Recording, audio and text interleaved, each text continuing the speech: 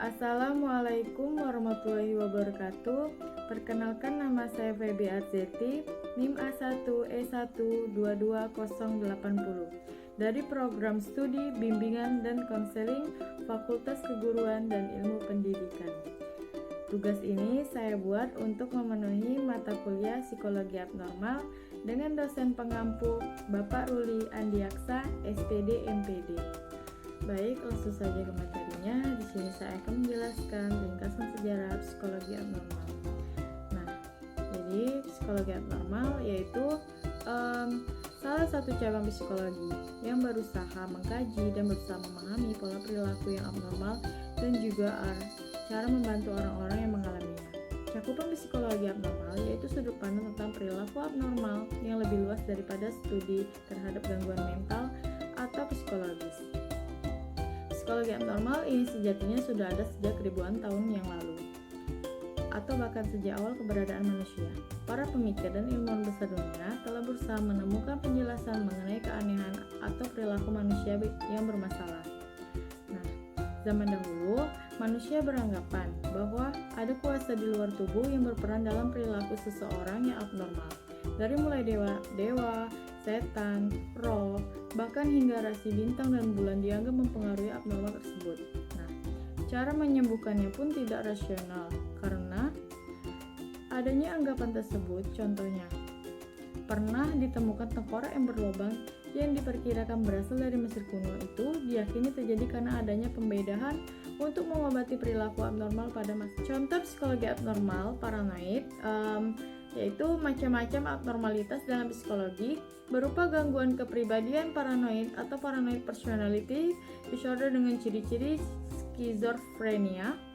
Paranoid membuat seseorang merasa selalu ketakutan, curiga, dan berpikir buruk terhadap orang lain karena menyangka orang lain ingin mencelakakan dirinya, sehingga hubungannya dengan orang lain pun tidak berjalan dengan baik. Selanjutnya yaitu kondisi normal dan abnormal. Perilaku normal adalah perilaku yang dapat diterima oleh warga pada umumnya, sedangkan perilaku abnormal adalah perilaku yang tidak bisa diterima oleh warga pada umumnya dan tidak sesuai dengan norma-norma sosial yang benar.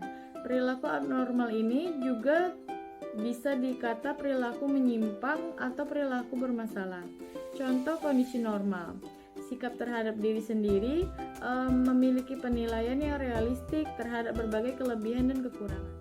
Contoh kondisi abnormal yaitu salah satunya yaitu fobia. Kata fobia itu diambil dari nama dewa Yunani yaitu Phobos yang takut kepada musuh-musuhnya. Fobia artinya ketakutan dan penolakan terhadap objek atau situasi yang sebenarnya tidak berbahaya. Faktor penyebab tingkah laku abnormal. Penyebab tingkah laku abnormal yang mendasari seseorang mengalami perilaku tersebut adalah yang pertama, faktor keturunan, seperti idiopati. Yang kedua, faktor sebelum lahir, yaitu terjadi kepada ibu karena kekurangan nutrisi, infeksi luka, keracunan, menderita penyakit, dan menderita psikologis dan trauma pada kandungan. Yang ketiga, faktor ketika lahir, seperti kelahiran dengan alat prematur. Yang keempat, faktor setelah lahir, seperti pengalaman kejang, infeksi pada otak atau selaput otak, kekurangan nutrisi, dan faktor psikologis. Nah, contoh trauma pada masa kanak-kanak. Ketika anak melihat kedua orang tuanya yang sering bertengkar, maka ia akan kemungkinan memutuskan untuk tidak menikah karena ia beranggapan bahwa pernikahan itu hanyalah menimbulkan penderitaan. Baik, materi selanjutnya adalah tentang stres. Stres adalah perubahan reaksi tubuh ketika menghadapi ancaman, tekanan, atau situasi yang baru. Ketika menghadapi stres, tubuh akan melepaskan hormon adrenalin dan kortisol. Kondisi ini membuat detak jantung pada tekanan darah akan meningkat, pernapasan menjadi lebih cepat, serta otot menjadi tegang.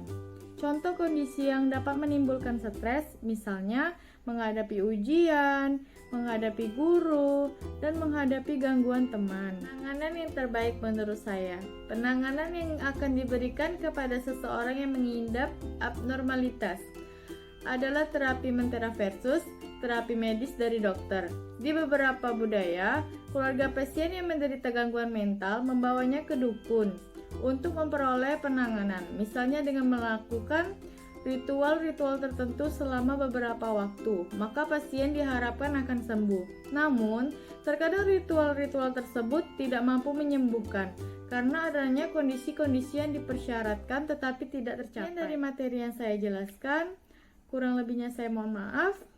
Wassalamualaikum warahmatullahi wabarakatuh.